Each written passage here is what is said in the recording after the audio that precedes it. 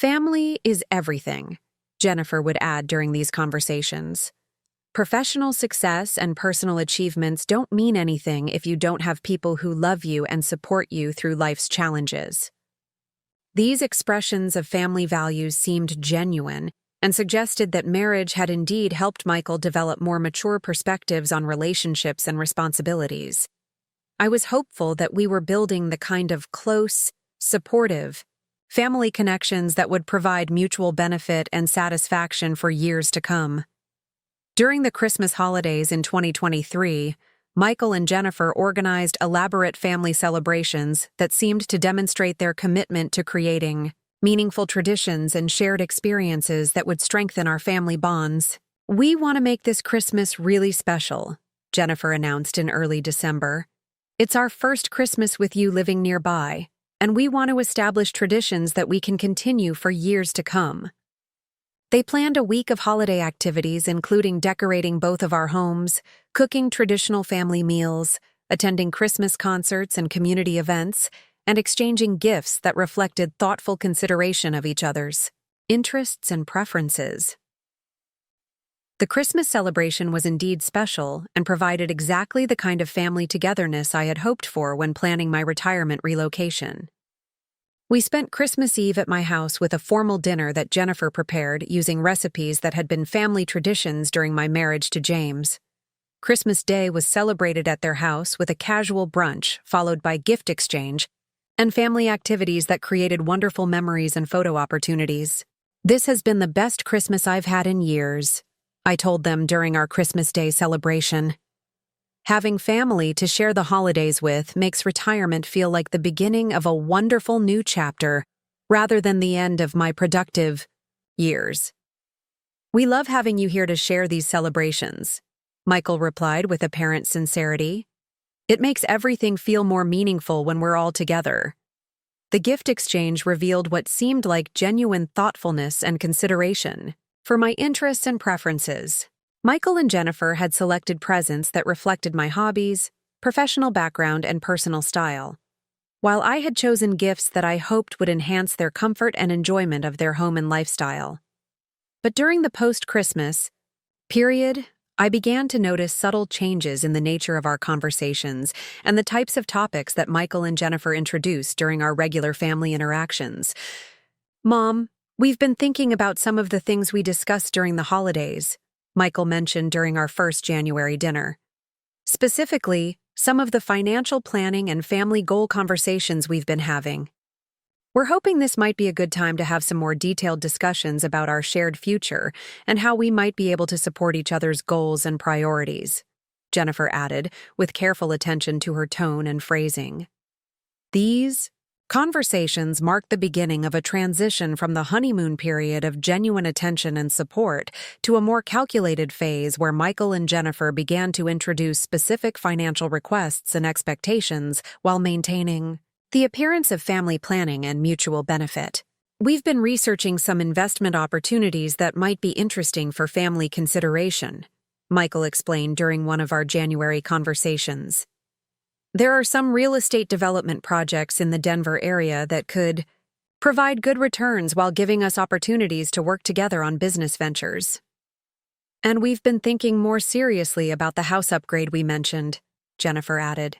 "We've found some properties that would be perfect for extended family living arrangements, and we're wondering if this might be a good time to move forward with that kind of planning." During this transition period, I also began to notice changes in the way Michael and Jennifer approached our social activities and community involvement. Instead of simply including me in their existing social networks, they began to suggest activities and events where my business background and financial resources might provide networking opportunities or investment possibilities. "There's a real estate investment seminar next week that might be interesting for both of us," Michael would suggest.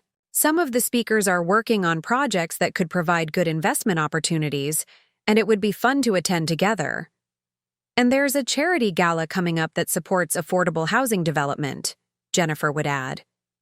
"It would be a great way for you to get involved in Denver philanthropy while potentially meeting people who share your interest in sustainable development." These suggestions seemed like natural extensions of my interests and expertise, but they were actually part of a strategy to position me within Denver's investment and philanthropy communities, where Michael and Jennifer hope to identify opportunities for family financial involvement or partnership arrangements. During February 2024, the transition from genuine family support to calculated financial positioning became more obvious as Michael and Jennifer began to introduce specific requests and expectations while framing them as family planning opportunities rather than charitable assistance. "Mom, we've been doing some serious financial planning about our future goals," Michael announced during one of our February dinners. "We're hoping to start a family soon, and we want to make sure we're positioned to provide the best possible life for our children. The thing is," Jennifer continued, "our current house and financial situation are adequate for just the two of us. But if we want to have children and provide them with excellent educational opportunities, we need to think about some upgrades and investments." They had prepared detailed presentations about their financial goals, including spreadsheets showing their current income and expenses, projections of costs associated with having children, and research about educational expenses, housing needs, and lifestyle requirements that would be necessary to provide the kind of family life they envisioned. "We're not asking for charity," Michael was careful to emphasize. "We're hoping to explore opportunities for family investment partnerships or shared financial planning that would benefit everyone involved. And honestly," Jennifer added, "having you involved in our major financial decisions would provide security and wisdom that would benefit our entire family for generations to come." This marked the end of the honeymoon period and the beginning of systematic financial pressure that would gradually escalate over the following months until the hospital abandonment that would ultimately reveal their true priorities and lead to my inheritance decision. But during those early months of 2024, I was still interpreting their financial discussions as evidence of responsible family planning, rather than recognizing them as the beginning of an exploitation campaign that would eventually cost them nearly $6 million in inheritance and estate planning benefits. The foundation had been carefully laid during the honeymoon period, and Michael and Jennifer were now prepared to begin the systematic extraction of financial benefits that they viewed as natural consequences of my gratitude for their attention and support. What they didn't understand was that my business experience had taught me to evaluate people based on their actions during times of stress and crisis, rather than their behavior during periods of mutual benefit and convenience. The test of their true character was coming, and it would arrive in the form of a medical emergency that would reveal exactly how conditional and calculating their family loyalty actually was. But first, they would need to escalate their financial demands and demonstrate exactly how far their sense of entitlement would extend when they believed my gratitude and dependence made me vulnerable to their pressure and manipulation. The stage was being set for the confrontation that would change everything, and the medical emergency that would ultimately cost them more money than most people earn in a lifetime was still several months away. During this transition period, I remained hopeful that we were building genuine family relationships based on mutual care and support, rather than recognizing that I was actually being systematically positioned for financial exploitation by people who viewed my retirement wealth as their inheritance opportunity, rather than understanding that inheritance must be earned through demonstrated character and genuine care during times of vulnerability and need. The transition from subtle financial hints to aggressive demands began in March 2024, just 6 months after my relocation to Denver, when Michael and Jennifer apparently decided that they had invested enough time in relationship building and were ready to begin extracting substantial financial benefits from my retirement wealth and gratitude for their attention. What I had interpreted as family bonding and genuine relationship development had actually been a systematic campaign to establish dependency, gather intelligence about my resources, and position themselves as essential to my happiness before beginning the exploitation phase that would ultimately reveal their true character and cost them everything.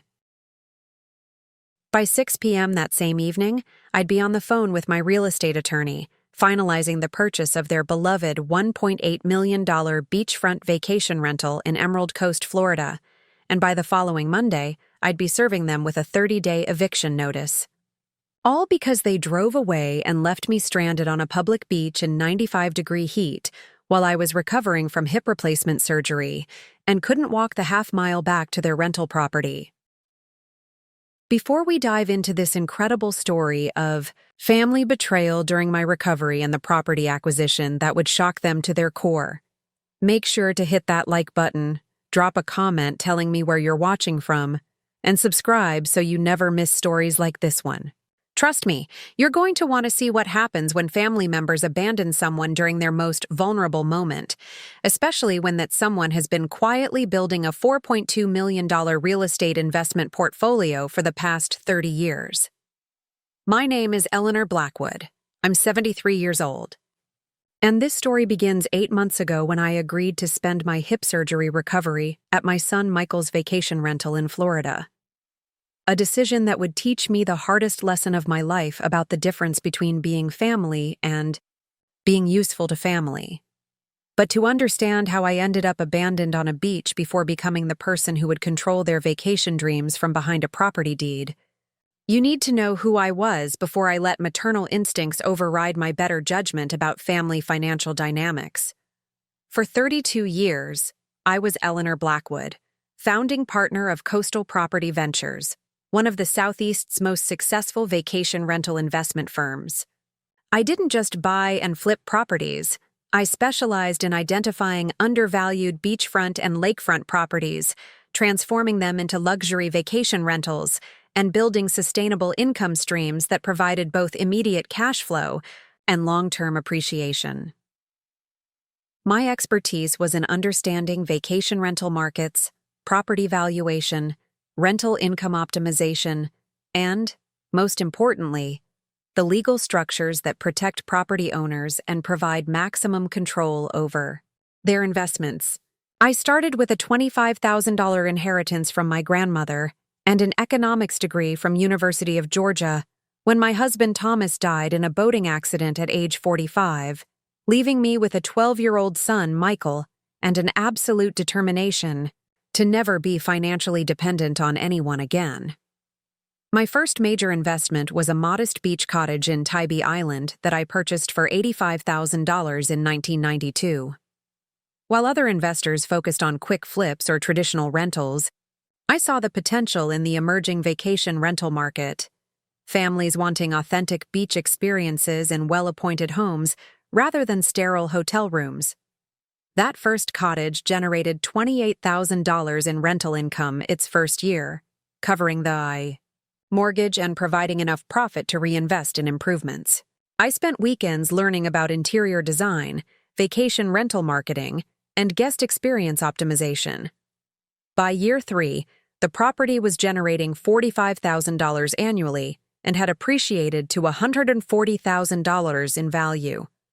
What began as a single desperate investment to secure my son's future became a systematic approach to building wealth through vacation rental properties. Word spread through real estate networks about the property investor who understood both the financial mechanics of vacation rentals and the guest experience elements that maximized booking rates and rental premiums.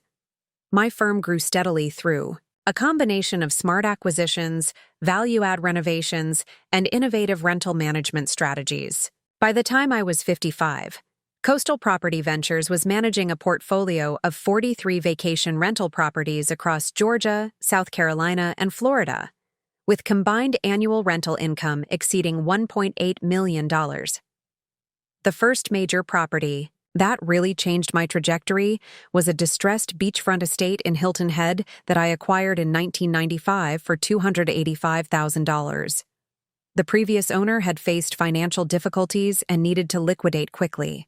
While other investors saw a rundown property with maintenance issues, I saw potential for transformation into a luxury vacation rental. I invested $95,000 in renovations, updating the kitchen and bathrooms, installing high-end finishes, creating outdoor entertainment spaces, and implementing guest amenities that would command premium rental rates. The property generated $85,000 in rental income its first year after renovation, providing both excellent cash flow and serving as a showcase for my renovation expertise. By my 50th birthday, I had developed proprietary methods for identifying undervalued vacation properties and transforming them into premium rental investments. Corporate executives seeking vacation rental investment opportunities. Professional athletes looking for passive income streams during their careers.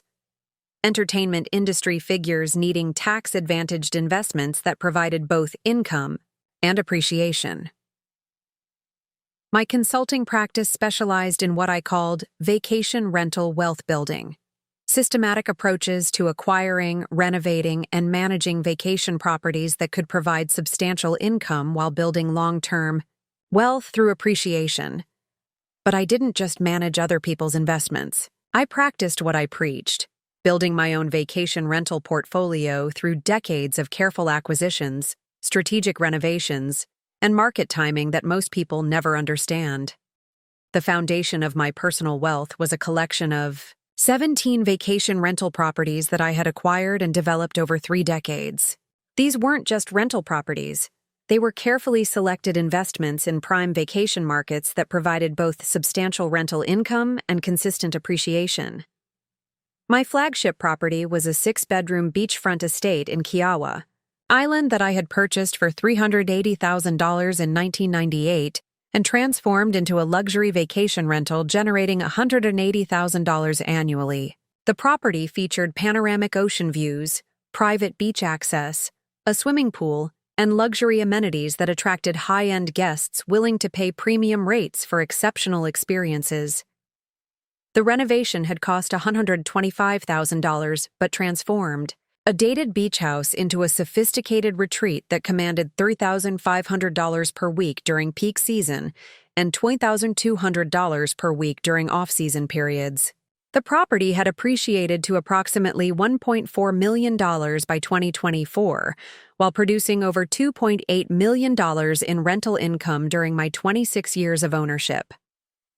My second major holding was a collection of 4 lake cottages in North Georgia that I had acquired as a package deal in 2005 for $420,000. The previous owner had inherited the properties but lacked the expertise and capital to maximize their potential. After renovations totaling $85,000, these properties generated a combined $95,000 annually, while appreciating to approximately $850,000 in total value. Each cottage featured rustic charm combined with modern amenities, stone fireplaces, updated kitchens, private docks, and scenic decks that provided perfect settings for family reunions and corporate retreats. The properties stayed booked at 85% occupancy rates year-round, demonstrating the income potential of well-managed lake vacation rentals.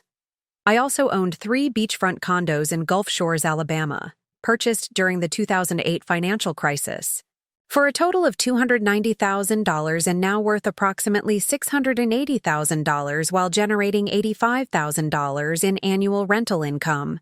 These properties represented my ability to identify opportunities during market downturns, acquiring quality assets at substantial discounts when other investors were retreating from the market. The Gulf Shores condos featured updated interiors, balconies overlooking the Gulf of Mexico, and access to resort amenities that provided excellent value for vacation rental guests. During peak summer months, these properties commanded $2,800 per week, while off-season rates of $1,200 per week ensured year-round income generation. 2 mountain cabins in Gatlinburg, Tennessee, acquired for $180,000 and now valued at $450,000, with $55,000 annual rental income, demonstrated my expertise in mountain vacation markets. These properties featured authentic log construction, hot tubs, fireplaces, and proximity to Great Smoky Mountains National Park that attracted families and couples seeking mountain retreat experiences. My most recent acquisitions were 4 coastal properties in the Outer Banks of North Carolina, purchased between 2018 and 2022 for a total of $1.1 million and currently generating $145,000 in combined annual rental income while appreciating rapidly in one of the Southeast's hottest vacation rental markets. These Outer Banks properties represented my continued ability to identify emerging vacation markets before they became oversaturated.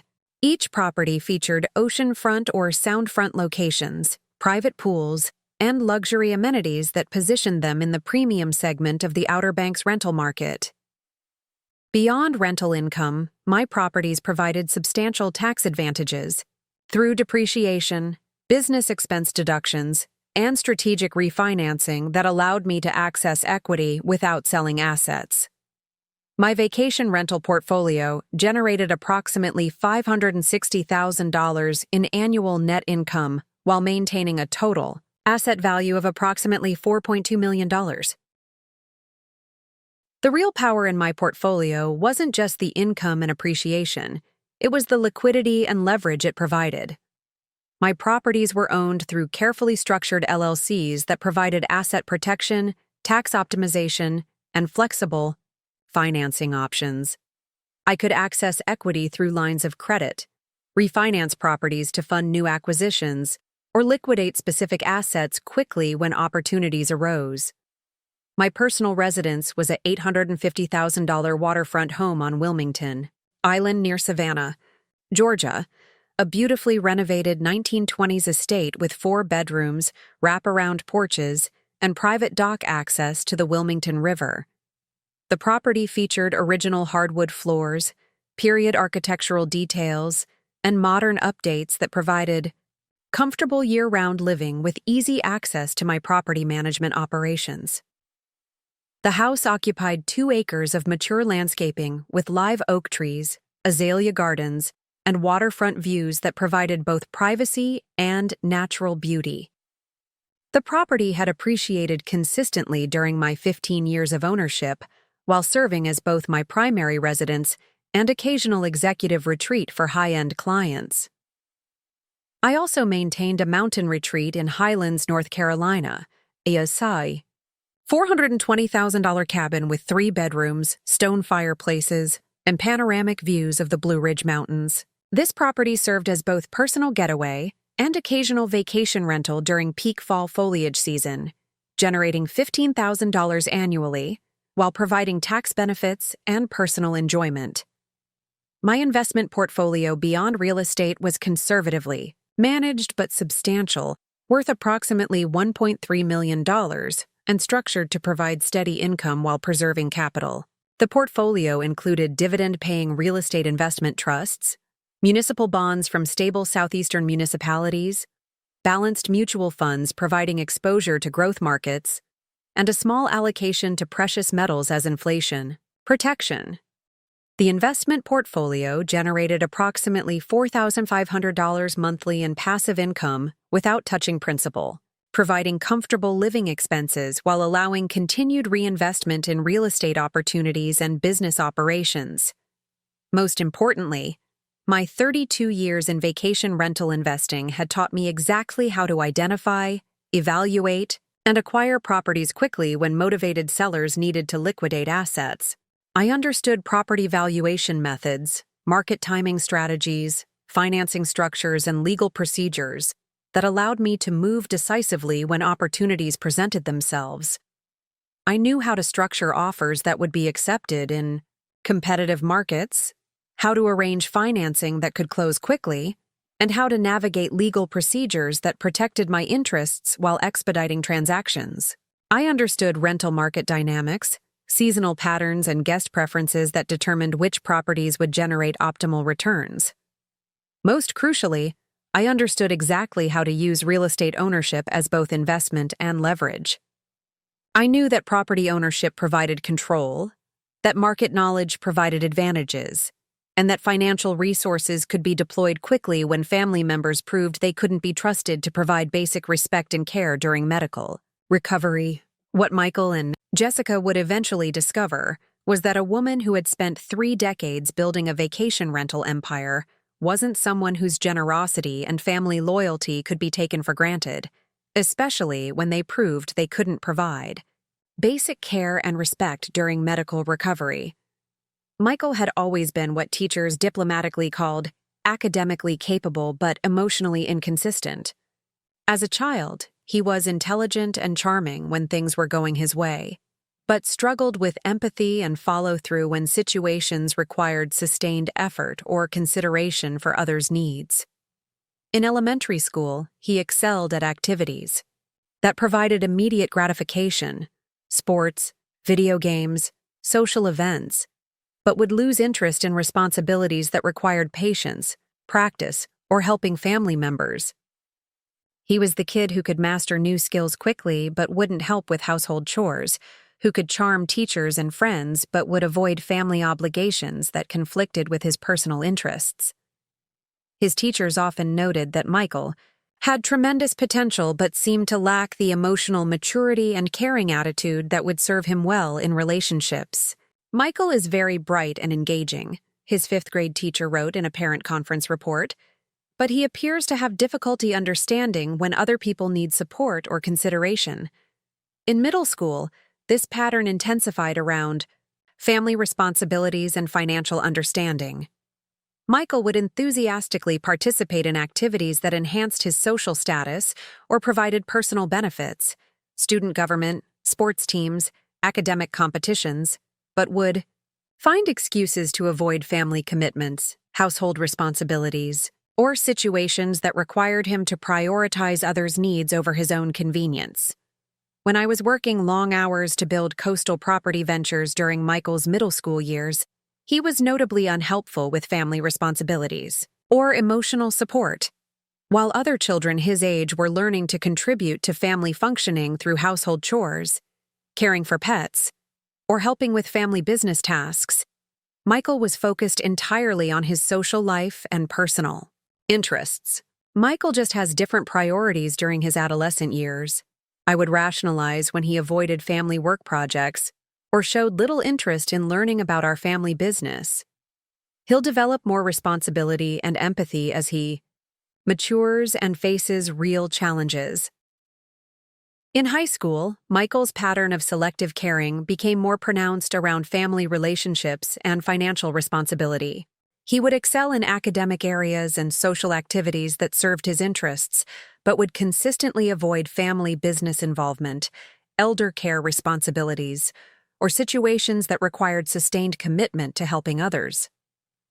When my mother, Michael's grandmother, began experiencing health problems during his sophomore year, Michael was notably absent from family caregiving responsibilities and emotional support activities.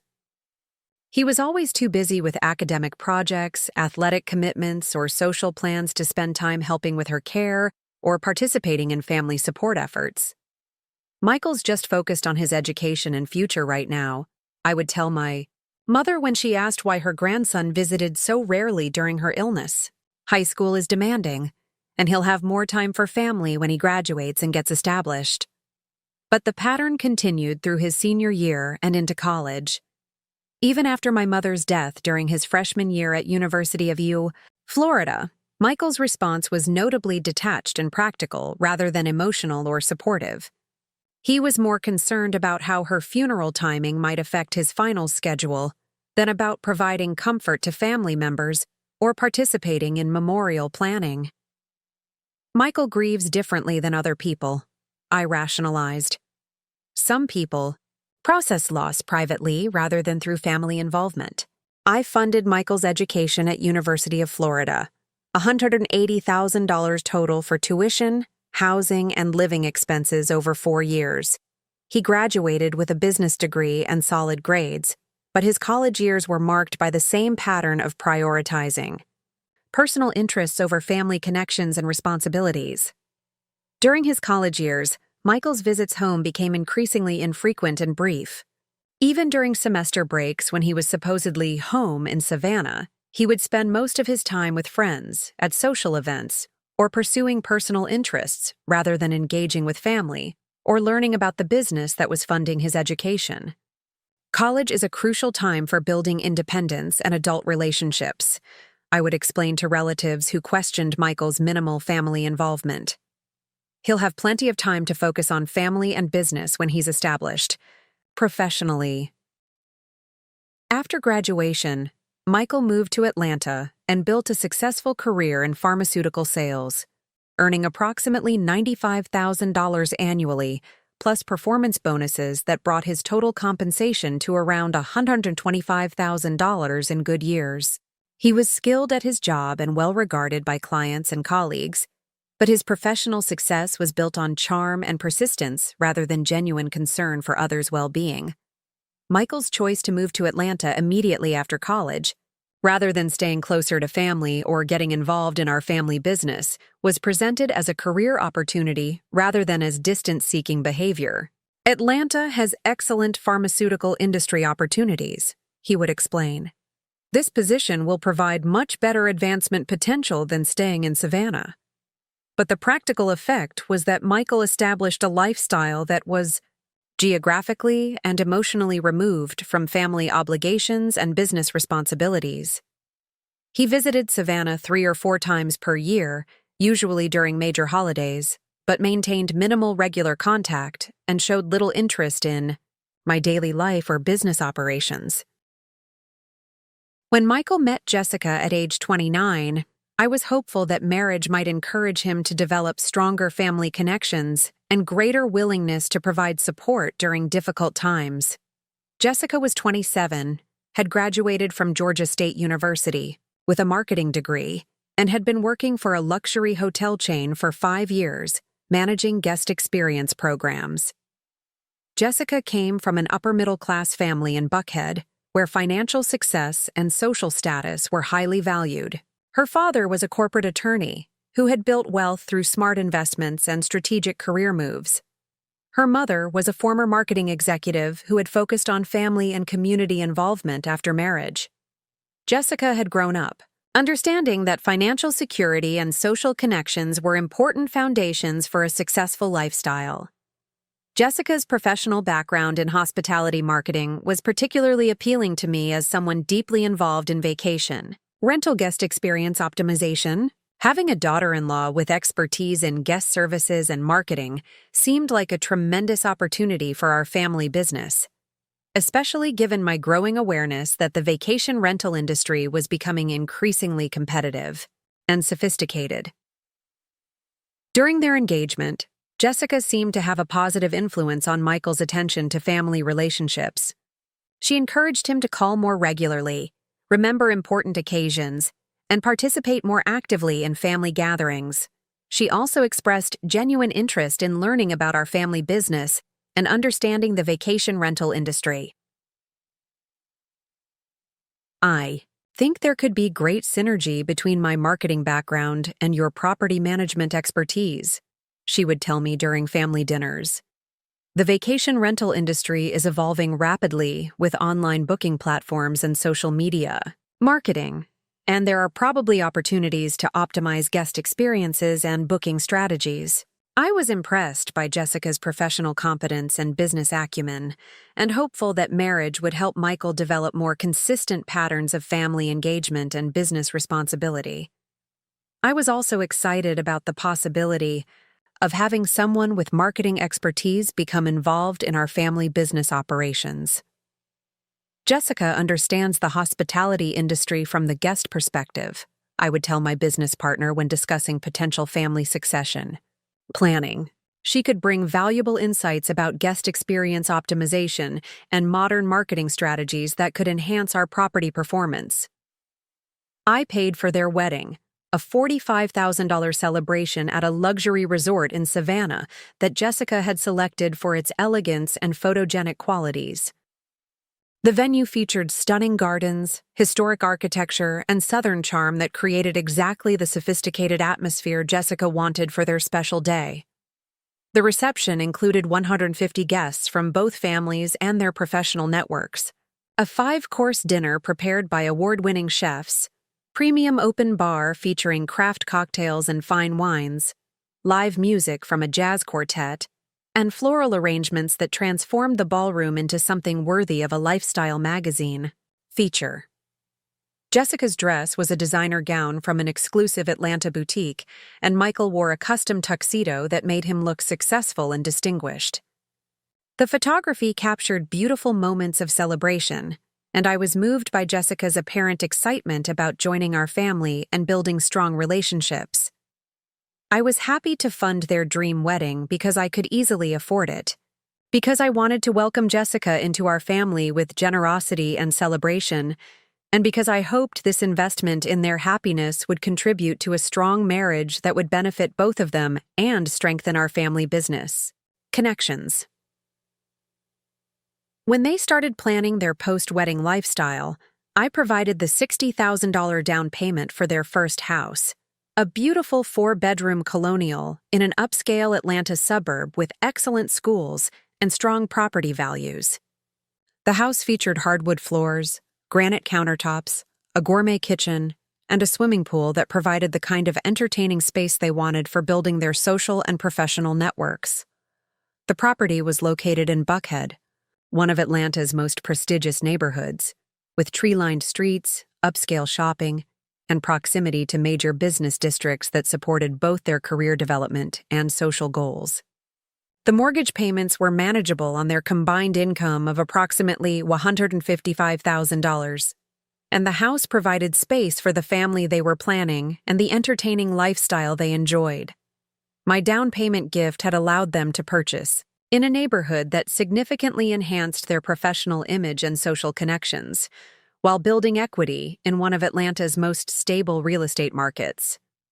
For the first few years of their marriage, this arrangement seemed beneficial for everyone involved. Michael was more attentive to family relationships with Jessica's encouragement and reminders.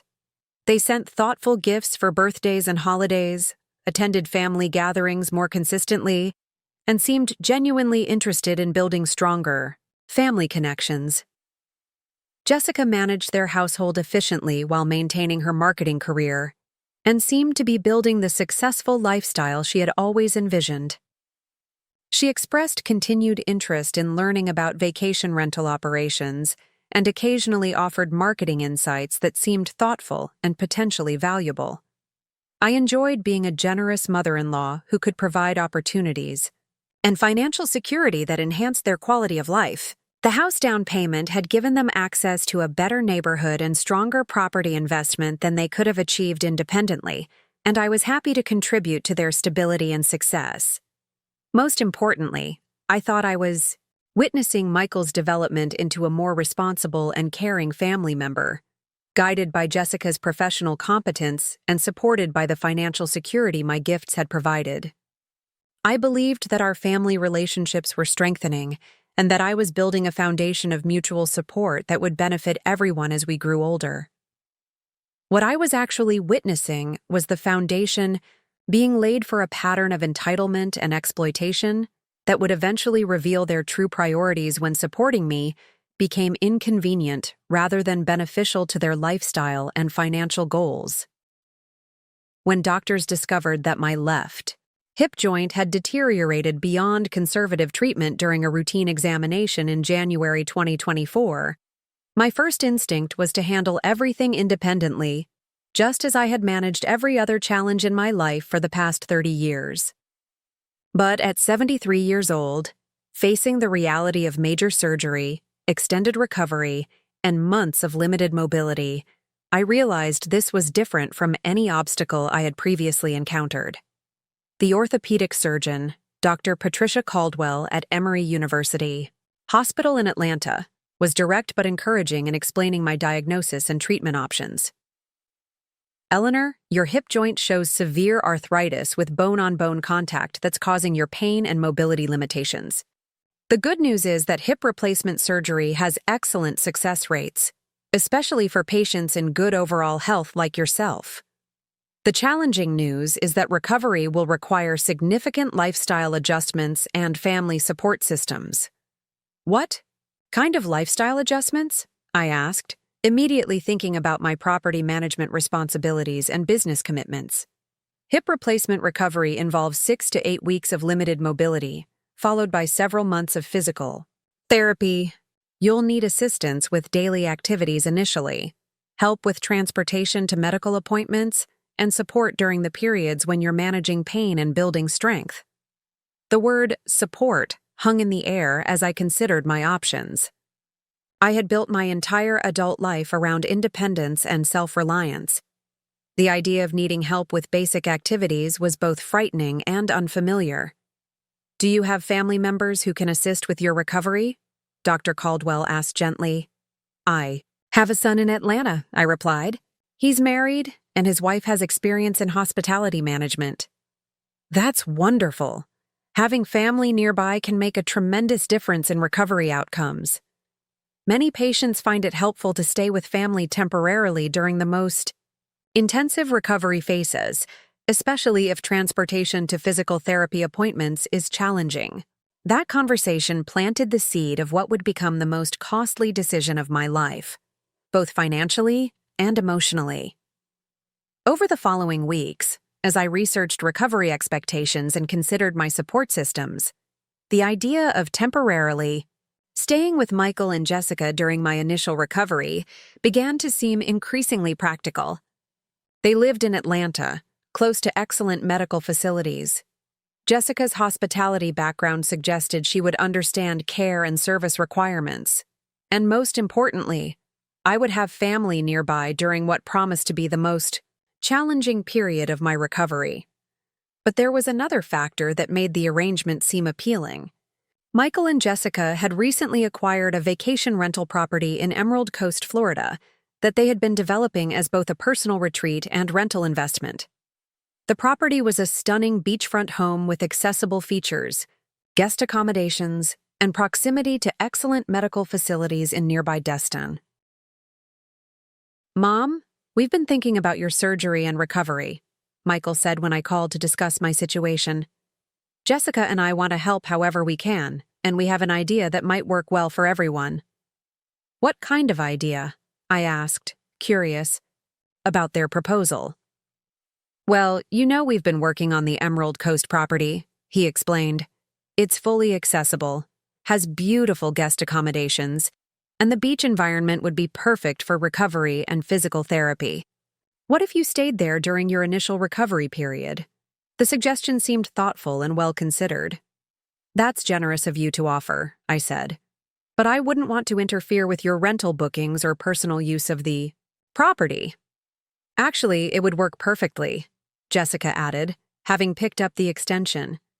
"We're still in the development phase, so we don't have bookings scheduled for the next few months, and having you there would give us an opportunity to test the accessibility features and guest experience elements we've been implementing."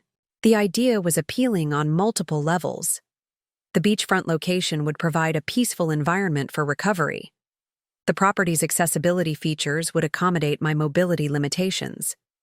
And spending time with Michael and Jessica would give us opportunities to strengthen family relationships while they provided support during my recovery. The property has a first-floor master suite with roll-in shower, wide doorways for wheelchair or walker access, and outdoor spaces that would be perfect for gentle exercise and physical therapy, Michael explained. "We've specifically designed it to accommodate guests with mobility needs. And the medical facilities in the area are excellent," Jessica added. "There are orthopedic specialists, physical therapy centers, and hospitals within easy driving distance. Plus, the beach environment is known to be beneficial for recovery and stress reduction." Over the following conversations, we developed a plan for my recovery period at their Emerald Coast property.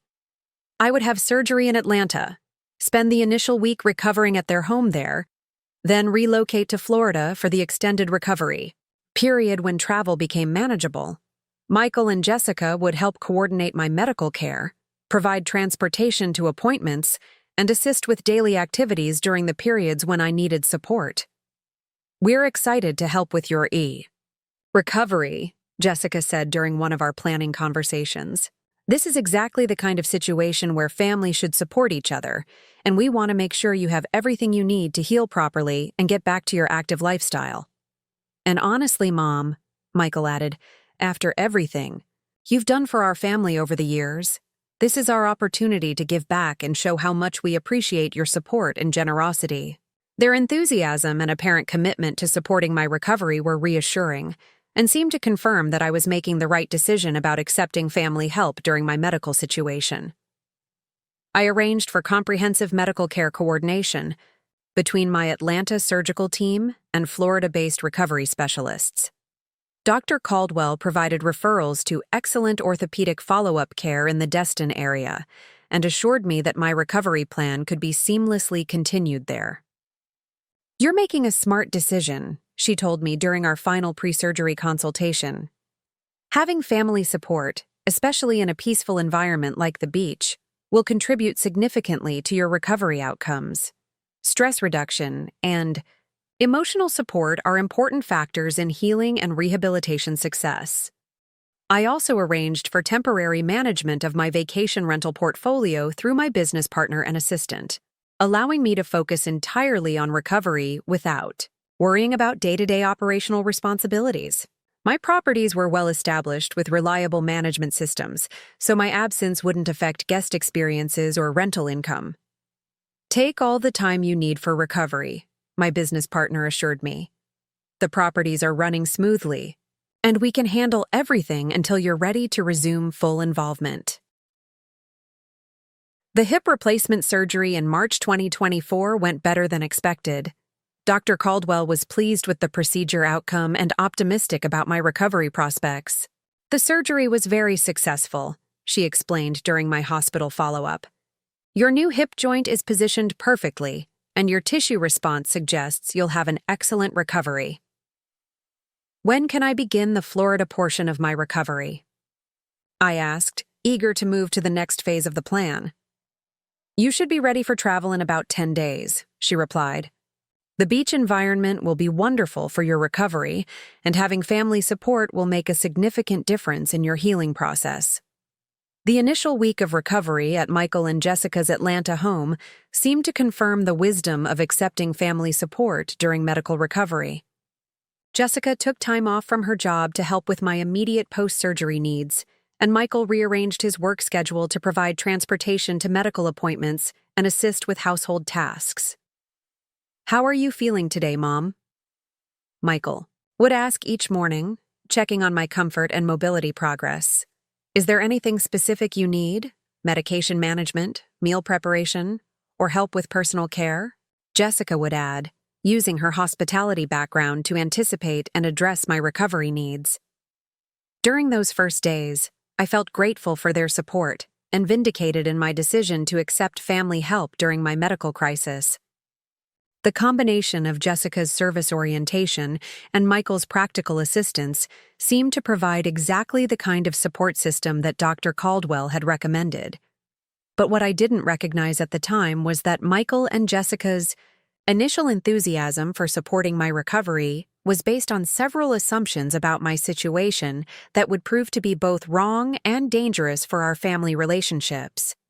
Their first assumption was that my recovery would be relatively brief and minimally disruptive to their normal routines and personal plans. They expected that hip replacement recovery would involve a few weeks of occasional assistance, rather than the extended intensive support that major surgery actually requires for elderly patients. Their second assumption was that my presence in their vacation rental property would be temporary and wouldn't interfere with their long-term plans for the property's development and rental income generation. Their third assumption was that supporting my recovery would provide opportunities to demonstrate their care and responsibility, potentially leading to increased financial benefits and preferential treatment in my estate planning and business succession decisions. Most significantly, their fourth assumption was that my gratitude for their support would translate into substantial financial recognition, including potential gifts, business partnership opportunities, and favorable modifications to my will and property ownership arrangements. This last assumption would prove to be the most revealing about their true motivations for encouraging my relocation to their vacation rental property for recovery. When we arrived at the Emerald Coast property in late March 2024, I was initially impressed by the thoughtfulness of the accommodations and the apparent care they had taken in preparing for my recovery needs. The property was a stunning 3-story beachfront home with panoramic Gulf of Mexico views, accessible features throughout the main level, and outdoor spaces that provided perfect settings for gentle exercise and relaxation. "We've set up the master suite specifically for your recovery needs," Jessica explained as she showed me around the first floor. "The bedroom has an adjustable bed, the bathroom has safety features and a roll-in shower, and the sitting area provides space for physical therapy exercises and relaxation." The master suite was indeed comfortable and well-appointed, with direct access to a covered porch overlooking the beach, wide doorways that accommodated my walker, and thoughtful details like accessible light switches, grab bars, and a communication system that allowed me to contact them if I needed assistance. "The kitchen is fully stocked with recovery-friendly foods," Michael added, "and we've arranged for a meal delivery service that specializes in nutrition for healing and rehabilitation." The property featured an elevator to access upper levels when my mobility improved, but the main level provided everything I needed during the initial recovery phase: comfortable living spaces, accessible bathroom facilities, and easy access to outdoor areas for gentle exercise and fresh air. "This is beautiful," I told them as we settled into the living area overlooking the beach. "The environment will definitely be conducive to healing and recovery." "We're so happy you like it," Jessica replied. "We want this to be as comfortable and supportive as possible for your recovery process." My new orthopedic specialist in Destin, Dr. Michael Harrison, reviewed my surgical records and was pleased with my recovery progress. "Your Atlanta surgeon did excellent work," he assured me during my first Florida appointment. "The beach environment here will be wonderful for your rehabilitation, and the family support you have will contribute significantly to your recovery success." "What should I expect in terms of recovery timeline and physical therapy requirements?" I asked. "Hip replacement recovery typically involves 8 to 12 weeks of intensive rehabilitation, followed by several months of gradual return to normal activities," he explained. "You'll need physical therapy 3 times per week initially, plus daily exercise and mobility work. Having family support for transportation and encouragement will be crucial during this period." Michael and Jessica attended that first appointment with me, asking informed questions about my care requirements and expressing commitment to providing whatever support I needed during the recovery process. "How can we best assist with her rehabilitation?"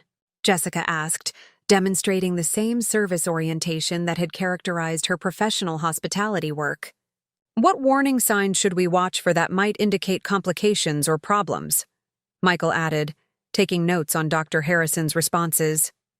Their apparent dedication to understanding my recovery needs and providing appropriate support reinforced my confidence in the decision to accept their help during this medical challenge. The first few weeks of recovery at the Emerald Coast property seemed to confirm that family support was indeed valuable during major medical recovery.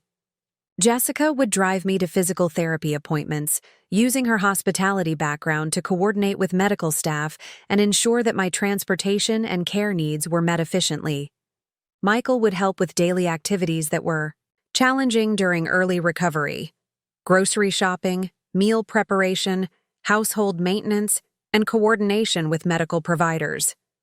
He seemed genuinely committed to ensuring that I had everything needed for successful rehabilitation. "How are you feeling after today's physical therapy session?" Jessica would ask after each appointment, monitoring my progress and comfort level. "Is there anything we can adjust about your daily routine or environment to make recovery more comfortable?" Michael would add, showing attention to practical details that could affect my healing process. The beachfront environment was indeed beneficial for recovery. I could sit on the covered porch for fresh air and relaxation, take gentle walks on the sand as my mobility improved, and enjoy the peaceful atmosphere that reduced stress and promoted healing. During those early weeks, I felt grateful for their support and impressed by their apparent commitment to prioritizing my recovery needs over their personal convenience and social activities. The combination of Jessica's service expertise and Michael's practical assistance seemed to provide exactly the kind of comprehensive support that would ensure optimal recovery outcomes. But what I didn't understand at the time was that Michael and Jessica's initial commitment to supporting my recovery was based on expectations about our arrangement that were very different from my understanding of the situation. While I viewed their support as generous family assistance during a temporary medical challenge, they were viewing my recovery period as an opportunity to demonstrate their value as family members in ways that would lead to financial benefits and business opportunities. Their enthusiasm for supporting my recovery was genuine, but it was motivated by strategic considerations about inheritance, business succession, and financial gifts, rather than purely by concern for my health and well-being. 3 weeks into my recovery at the Emerald Coast property, I began to notice subtle changes in Michael and Jessica's approach to my care that suggested their initial enthusiasm was becoming tempered by other considerations and priorities. The first sign of shifting attitudes was their increasing attention to the financial aspects of my recovery and its impact on their vacation rental development plans. "Mom, we've been thinking about the timing of your recovery and how it affects our property development schedule," Michael mentioned during one of our evening conversations on the porch. "We had been planning to begin marketing the property for vacation rentals by summer season, but your recovery period is extending longer than we initially anticipated." "What do you mean?" I asked, confused by the suggestion that my recovery was affecting their timeline. "Well, summer is the peak rental season for beachfront properties," Jessica explained. "Each week we delay getting the property on the rental market represents significant lost income potential." When I pointed out that they had specifically offered the property for my recovery and assured me that the timing wouldn't conflict with their rental plans, their response revealed underlying assumptions about my recovery that I hadn't understood. "We expected that hip replacement recovery would be more like 6 weeks rather than the 12 to 16 weeks that your doctors are now suggesting," Michael said. "The extended timeline creates some challenges for our business planning that we hadn't anticipated. And honestly, Mom," Jessica added, "having someone in active medical recovery limits our ability to test the property's rental readiness and guest experience features. We can't really evaluate how the property works for vacation guests while it's functioning as a recovery facility." Their framing of my medical recovery as a limitation on their business development was surprising and concerning. I had understood that they were offering family support during my medical need, not that I was participating in a business arrangement with timing constraints and performance expectations. The second sign of changing priorities was their increasing focus on the costs associated with my recovery and their expectations for cost sharing or financial recognition. "We've been calculating the expenses related to supporting your recovery," Jessica mentioned during a conversation about household logistics.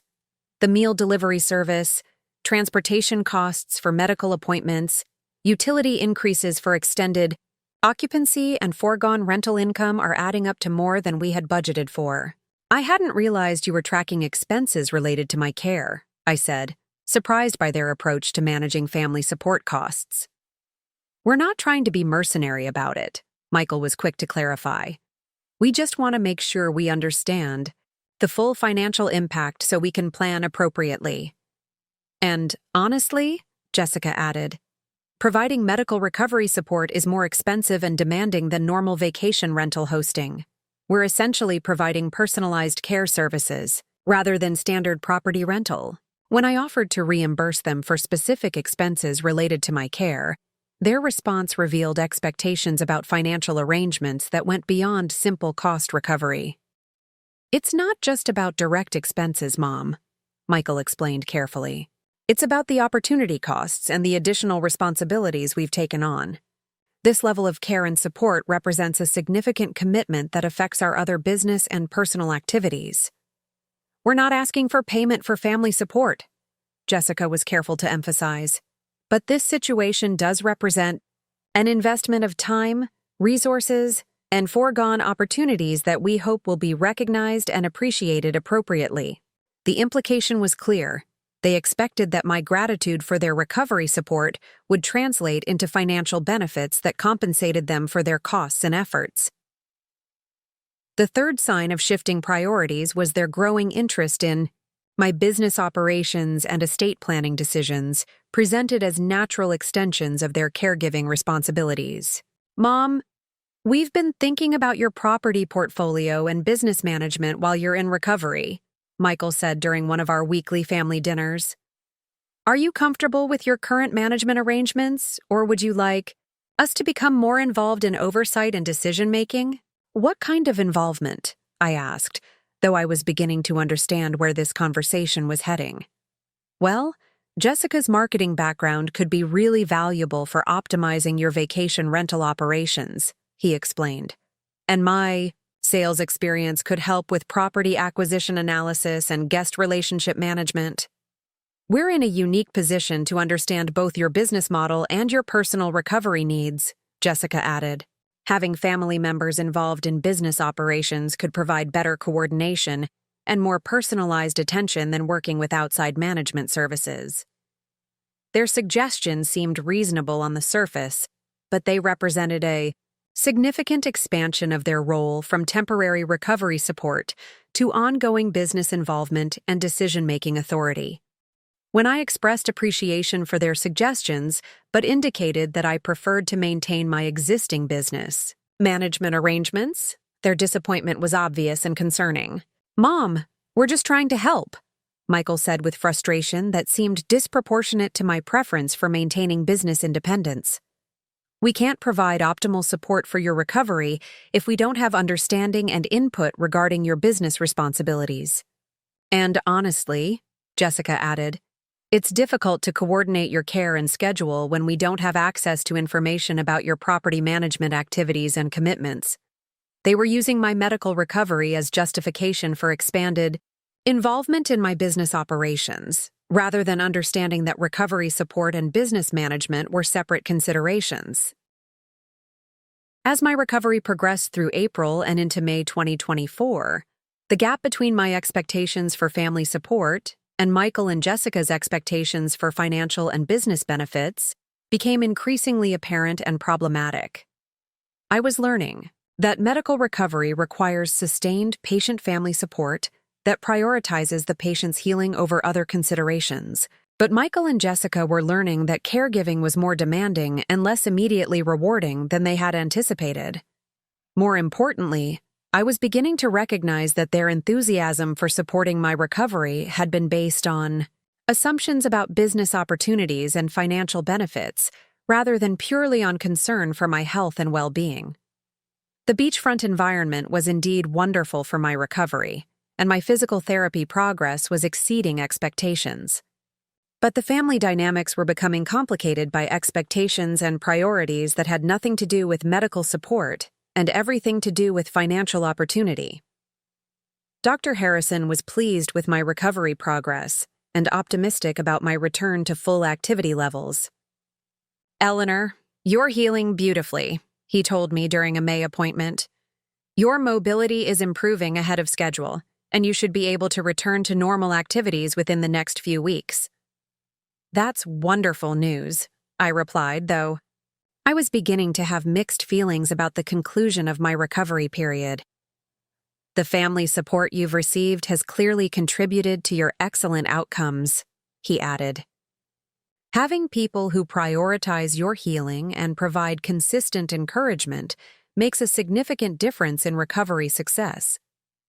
But as my medical recovery neared completion, I was beginning to understand that Michael and Jessica's family support had been based on expectations and assumptions that were very different from genuine caregiving, and that the conclusion of my recovery period would not end their expectations for business involvement and financial benefits. In fact, their pressure for expanded business roles and financial recognition was about to intensify as they realized that my recovery success meant I would soon be independent enough to make my own decisions about business operations, living arrangements, and financial planning, decisions that might not align with their interests and expectations. The stage was being set for a confrontation that would reveal the true nature of their support and the real cost of mixing family relationships with business expectations during medical recovery. But first, They would need to demonstrate exactly how their concern for my well-being would fare when their personal convenience and social priorities conflicted with my remaining recovery needs. That demonstration was approaching faster than any of us realized, and it would involve a level of abandonment and selfishness that would forever change my understanding of their character and my decisions about who deserved to benefit from my business success and property portfolio. By June 2024, 3 months into my recovery at the Emerald Coast property, Michael and Jessica's approach to my care had evolved from enthusiastic family support to what I now recognize as systematic exploitation disguised as hospitality management. What had begun as genuine offers to help during my medical recovery had transformed into calculated strategies to maximize their personal benefits while minimizing their actual caregiving responsibilities.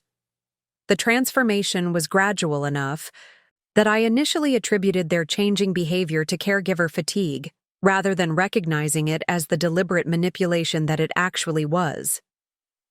The first major escalation in their expectations occurred when Jessica approached me with what she called family business optimization during recovery transition. Eleanor, Michael, and I have been researching how families typically handle business collaboration during medical recovery periods, Jessica began during one of our morning conversations on the beach-facing porch. We've discovered that there are strategies that can benefit everyone, while ensuring that business operations don't suffer during extended recovery situations.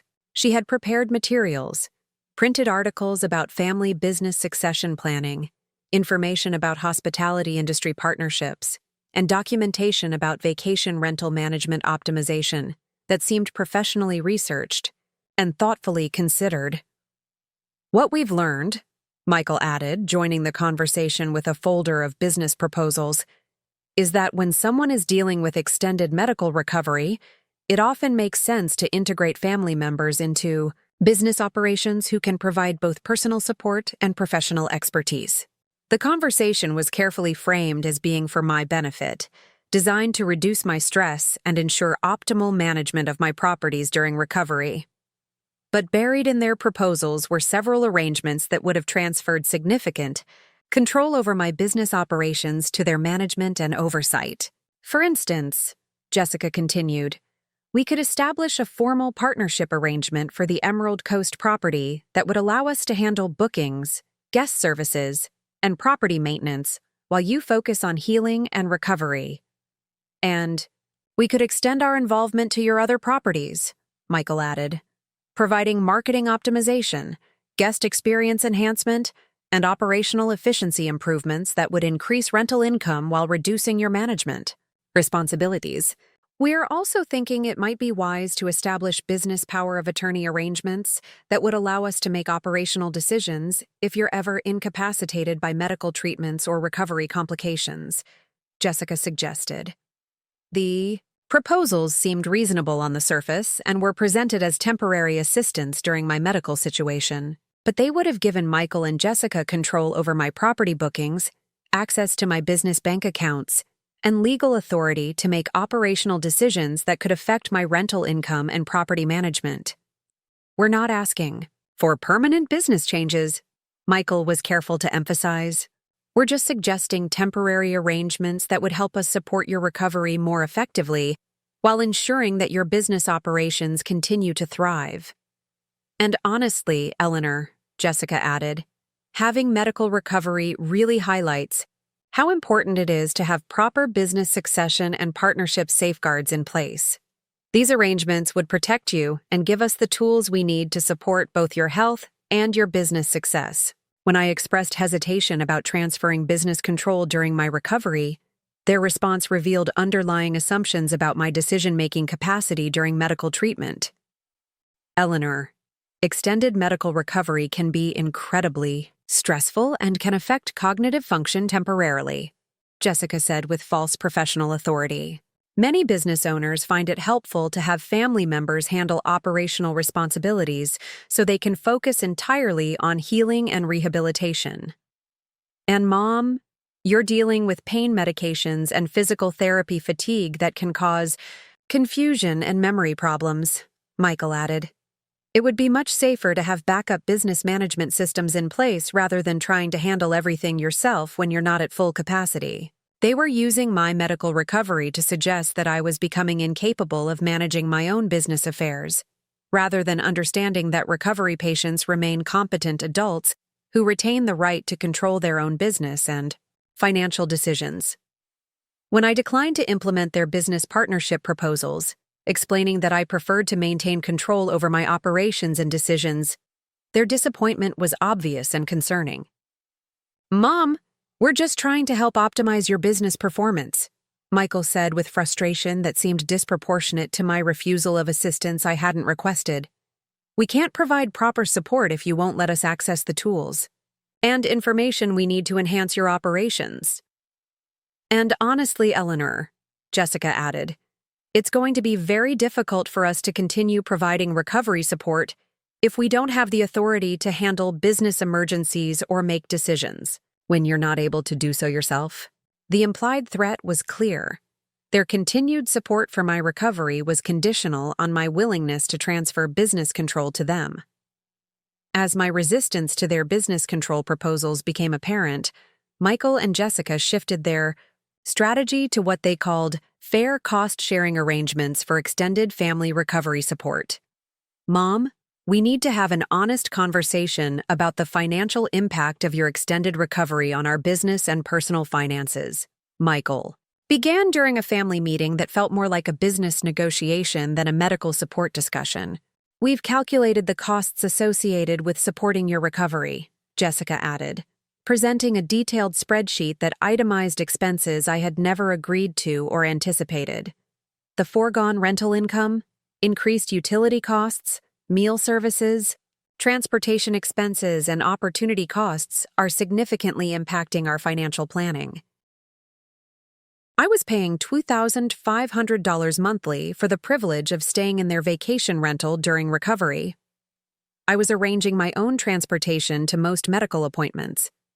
I was managing my own daily activities with minimal family support. I was seeking my own social connections and emotional support systems. But most troubling was their escalating pressure for involvement in my business operations and estate planning decisions, which they presented as natural extensions of their caregiving support. "Mom, we've been thinking about your business portfolio and our potential partnership opportunities," Michael mentioned during one of our monthly family financial discussions. "Given that we're providing your primary support during this extended recovery period, it might be appropriate to formalize our business relationship." "What do you mean?" I asked, though I was beginning to understand where this conversation was heading. "Well, we're the ones who would be responsible for handling your business affairs if something happened during your recovery," Jessica explained. "It would make sense for your business partnerships and succession planning to reflect our current support relationship and responsibilities." "And honestly, Mom," Michael added, "supporting someone through extended medical recovery really demonstrates family commitment and business competence. That level of care and responsibility should probably be recognized in your business planning and partnership decisions." They were suggesting that their paid caregiving services should be rewarded with business partnership opportunities and estate planning benefits, essentially converting their commercial support into leverage for business ownership. When I didn't immediately respond to their suggestions about business partnerships, they escalated their pressure by introducing urgency and medical vulnerability into the conversation. "Eleanor, having extended medical recovery really highlights how important it is to have your business affairs properly structured," Jessica said with manufactured concern. "Recovery can be unpredictable, and you want to make sure your business operations would continue smoothly if something unexpected happened. And Mom, if something happened during your recovery, you'd want to know that the people who had been supporting your care would be protected and able to continue managing your business operations," Michael added. "That's just responsible business planning during medical situations." "We're not asking for anything unreasonable," Jessica continued. "We're just suggesting that your business partnerships should reflect the reality of who's actually providing your support and would be responsible for your business operations during continued recovery or medical emergencies. They were using my medical recovery and ongoing rehabilitation to pressure me into modifying my business partnerships in their favor, while framing their request as responsible planning rather than as exploitation of my medical situation. The why. Most manipulative aspect of their business pressure campaign was the way they connected their caregiving support to my business decisions, implying that continued care was conditional on favorable business treatment. We want to continue providing the best possible support during your recovery, Michael said carefully during one of these conversations.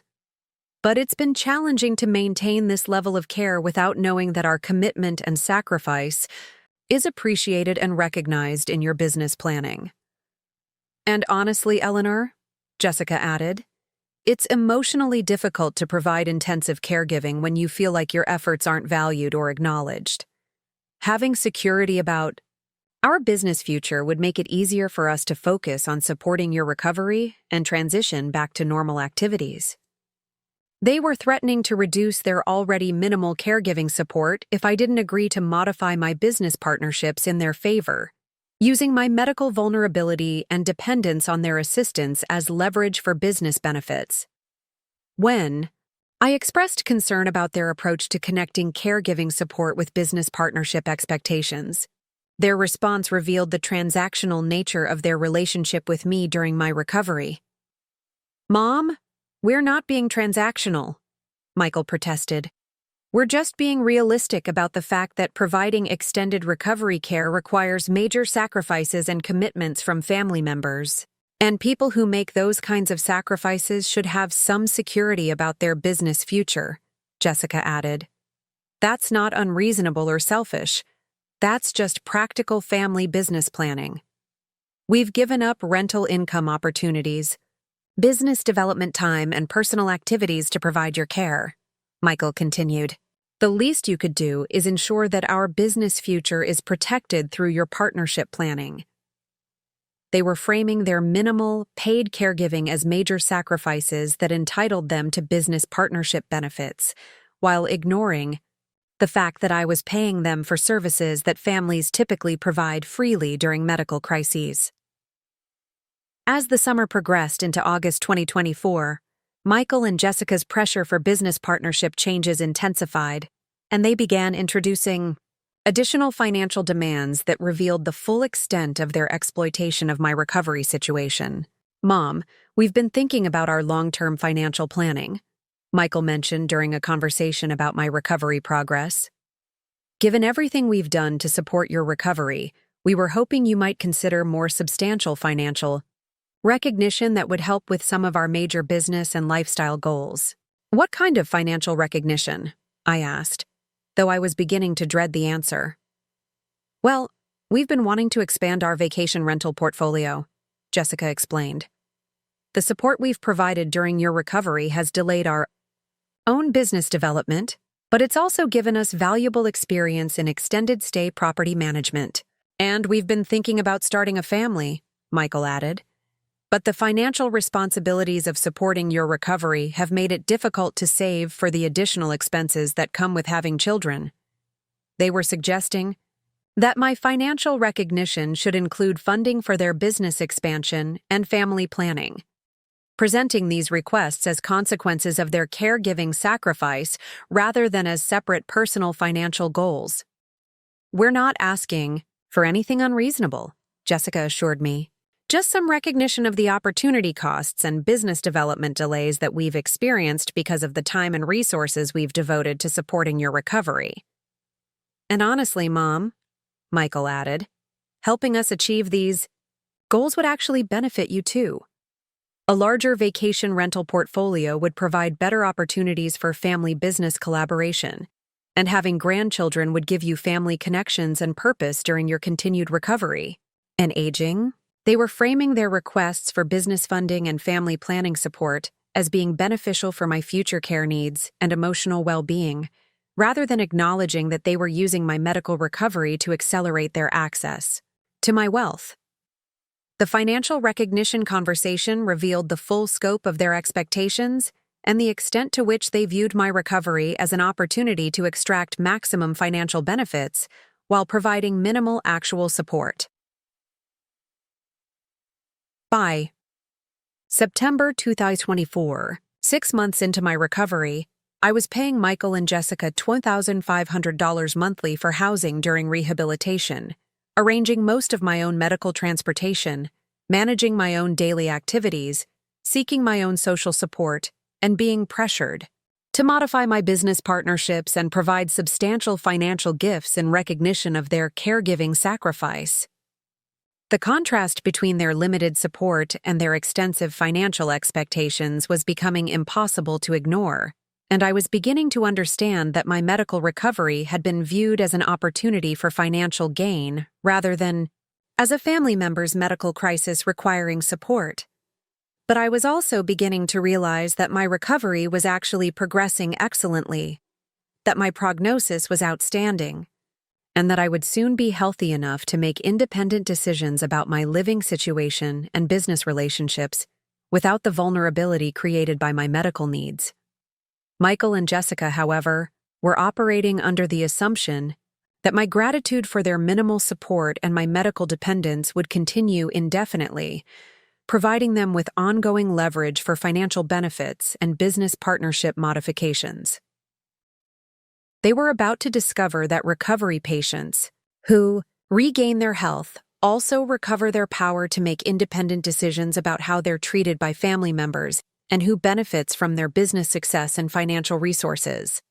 The confrontation that would change everything was just 1 month away, and it would involve a level of abandonment during the final stages of medical recovery that would forever alter my understanding of their character and my decisions about their future business security. The conversation that would shatter my tolerance forever and reveal the true depths of Michael and Jessica's selfishness happened on a Thursday afternoon in October 2024, nearly 7 months into my recovery at their Emerald Coast property. The Florida Gulf Coast was experiencing an unusual heat wave for fall, with temperatures reaching 95 degrees and humidity levels that made even short walks on the beach uncomfortable for someone still building stamina after major surgery. I had just completed what would turn out to be my final physical therapy session, a milestone that should have been celebrated as a family victory over medical adversity. Instead, it became the setting for the most devastating betrayal I had ever experienced from people who claimed to love me. The day had started with what seemed like normal family dynamics around my medical care. Michael had agreed to drive me to my 11 a.m. physical therapy appointment at Gulf Coast Rehabilitation Center, and Jessica had promised to pick me up afterward so we could stop at the local farmer's market for fresh ingredients for dinner. "Mom, I'll drop you off at physical therapy, and Jessica will pick you up when your session is finished," Michael had said that morning over breakfast. "Then we'll all go to the farmer's market together and maybe take a walk on the beach if you're feeling up to it." The plan seemed straightforward and consistent with the minimal level of support they had been providing throughout my recovery. What I didn't realize was that this ordinary Thursday would become the day when their mask of family caring would slip completely, revealing the calculation and cruelty that had been driving their behavior for months. The physical therapy session itself went exceptionally well. My therapist, Maria Santos, was thrilled with my progress and recovery prospects. "Eleanor, this is your final session," she announced with genuine satisfaction. "Your mobility has returned to normal ranges, your strength has exceeded our expectations, and you've regained full independence in all daily activities." "What happens next?" I asked, feeling a mixture of relief and anticipation about moving beyond the intensive recovery phase. "You're essentially back to normal function," she explained. "You should continue with your daily walks and light exercise, but you no longer need formal physical therapy.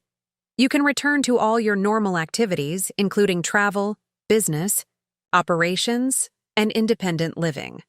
The news that my intensive recovery was ending should have been cause for family celebration.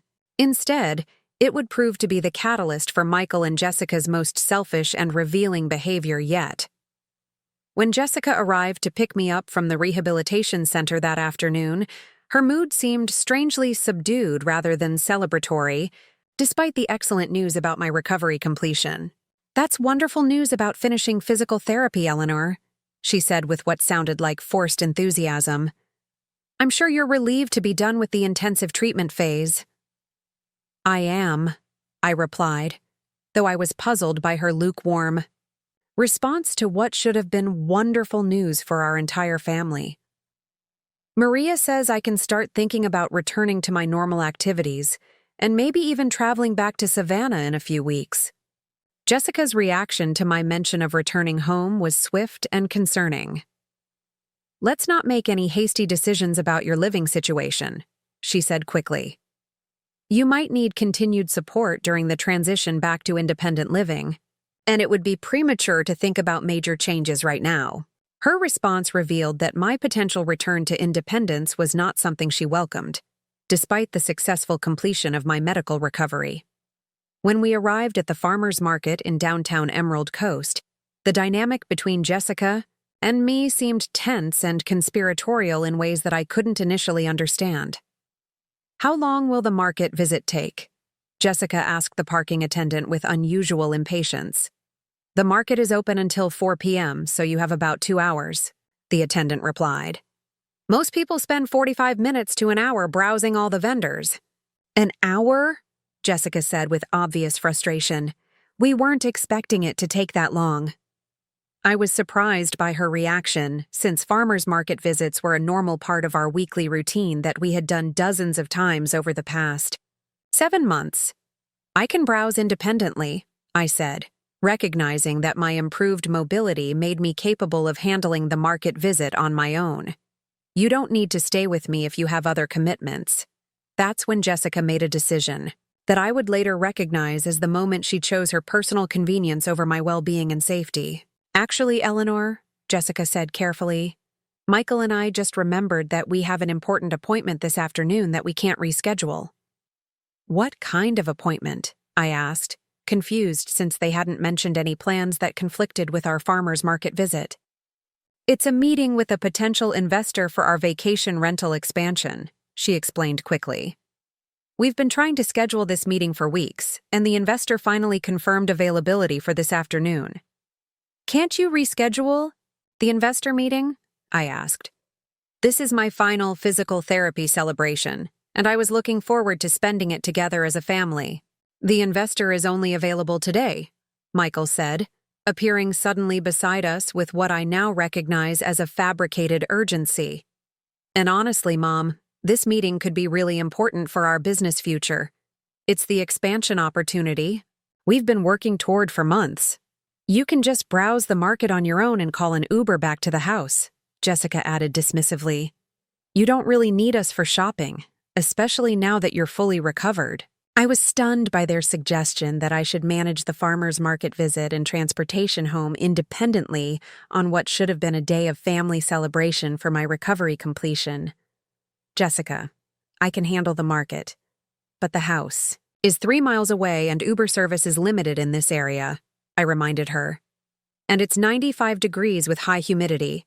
Not ideal conditions for someone who just finished 7 months of medical recovery."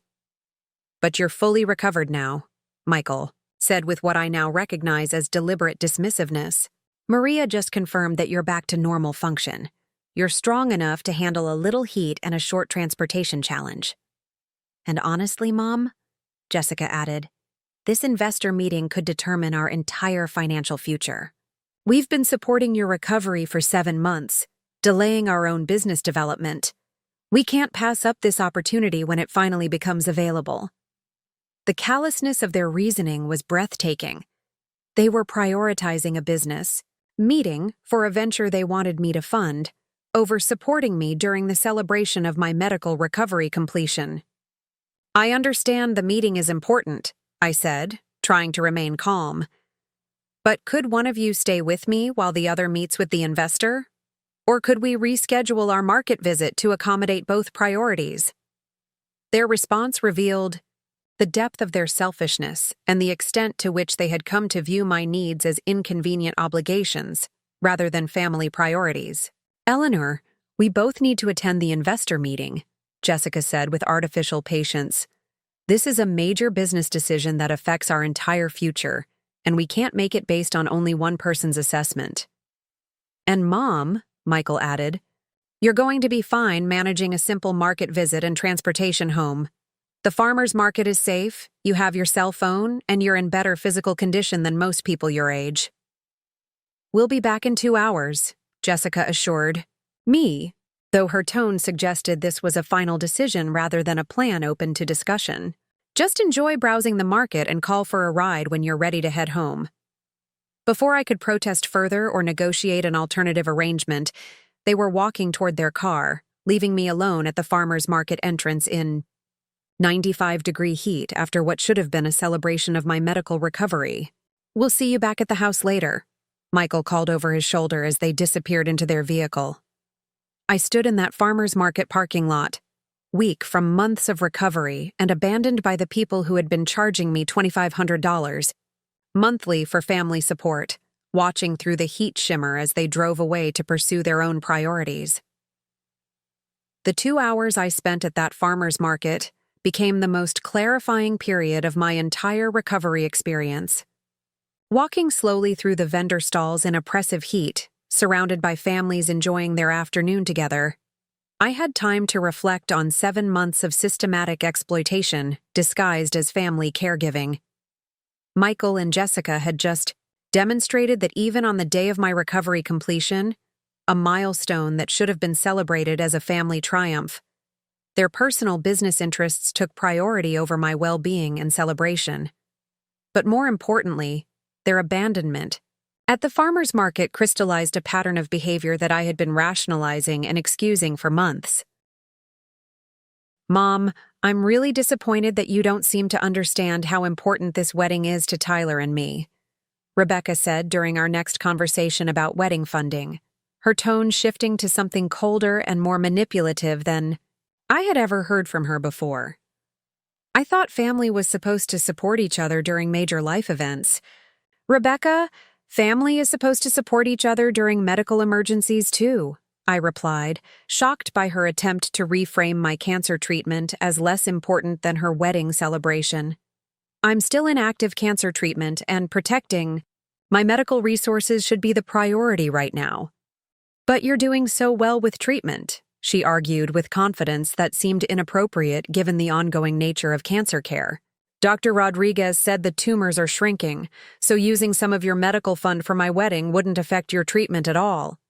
This casual dismissal of my ongoing medical needs revealed a fundamental shift in Rebecca's understanding of our relationship priorities that concerned me far more than her specific financial request. She was treating my cancer diagnosis as a resolved issue rather than understanding it as an ongoing medical emergency that required continued financial protection and family support.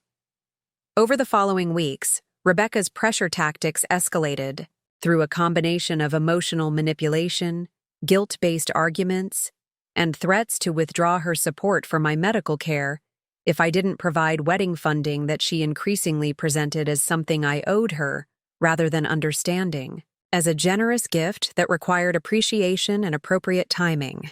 "Mom, Tyler's parents are contributing $15,000 to our wedding," she announced during one of our May conversations, presenting this information as evidence that I was being unfairly ungenerous with my own financial support. "They think it's important to help their children start marriage with a beautiful celebration and financial stability." "That's very generous of Tyler's parents," I replied diplomatically. "But every family's financial situation and priorities are different, especially when someone is dealing with medical expenses and treatment costs." "Tyler's parents aren't wealthy like you are," Rebecca continued with growing resentment in her voice. "They're making sacrifices to support our wedding because they understand that family celebrations matter and that investment in their children's happiness is important." The implication that I was being selfish or unsupportive by protecting my medical emergency fund during cancer treatment revealed Rebecca's complete failure to understand the difference between discretionary family generosity and protecting resources designated for life-saving medical care. "Rebecca, I'm not opposed to contributing to your wedding," I explained patiently. But the timing of this request, while I'm still in active cancer treatment, requires careful consideration of medical priorities and financial protection during ongoing health crises. How long am I supposed to wait? She asked with frustration. That suggested my cancer treatment was an inconvenient delay to her wedding funding expectations rather than a genuine medical emergency requiring family support and understanding. You keep saying you need to protect your medical fund, but you're not even using most of that money for treatment. This comment revealed that Rebecca had been monitoring my medical expenses and calculating how much of my emergency fund remained available for her personal use, rather than understanding that medical emergency funds should remain completely protected until cancer treatment and recovery were entirely complete. Rebecca, medical emergency funds aren't designed to be spent as quickly as possible, I explained, amazed that I was having to teach these basic financial principles to someone who had received decades of financial education. They're designed to provide security and protection throughout the entire medical crisis and recovery period. But Mom, you're being overly cautious about money you're probably never going to need, she argued with confidence about my medical future that seemed both inappropriate and concerning.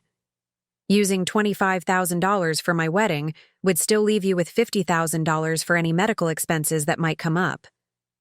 The casual way Rebecca discussed calculating my remaining medical fund balance after her wedding expenses revealed that she had fundamentally reconceptualized my cancer emergency fund as family money that she had legitimate claims to access based on her personal financial needs and lifestyle goals.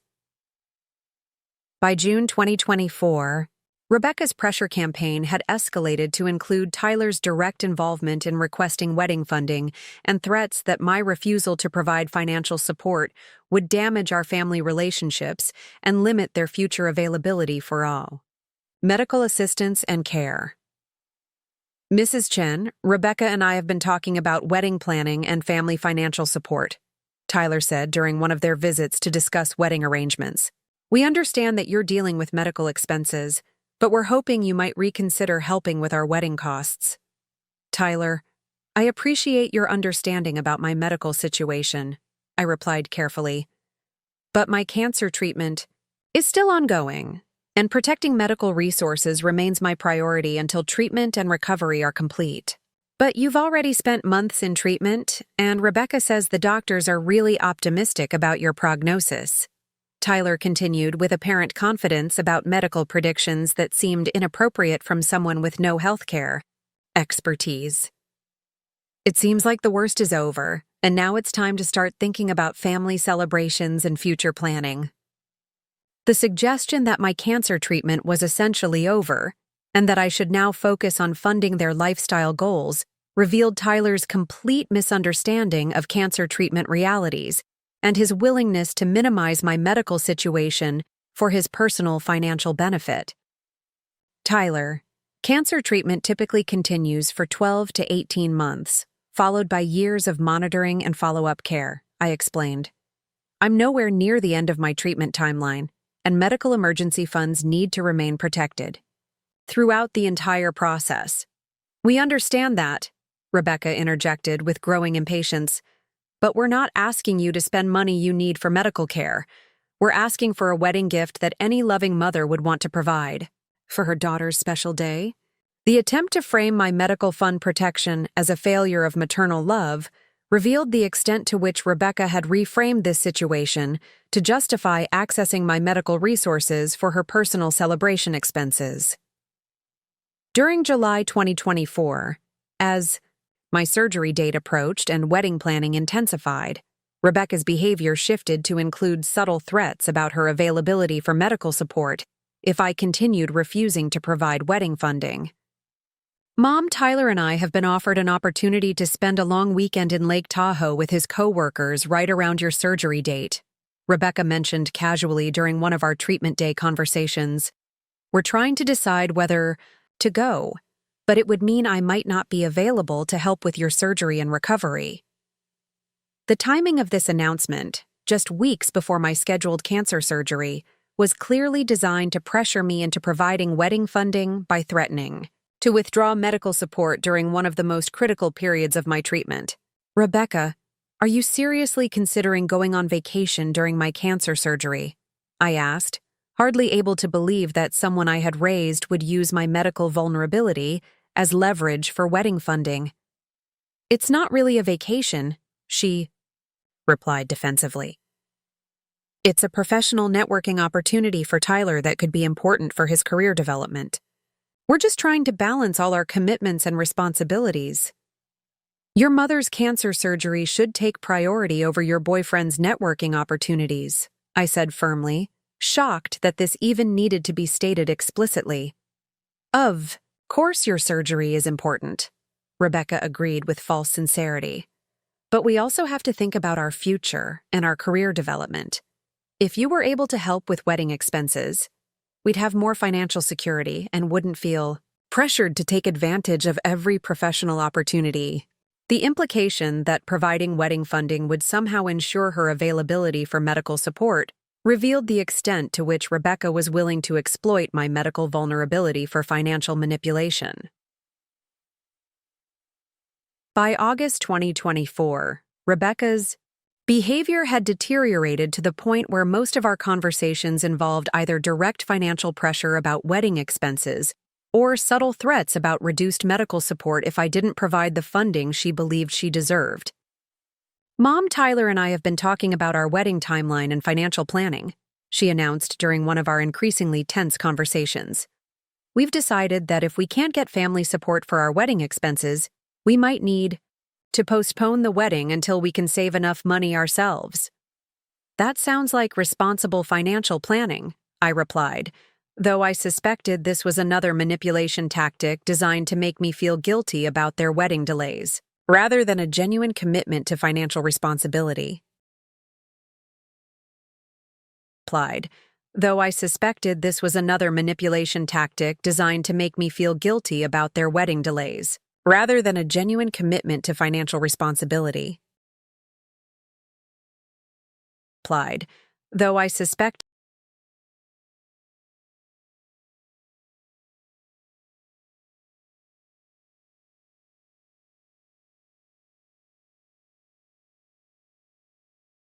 perfect.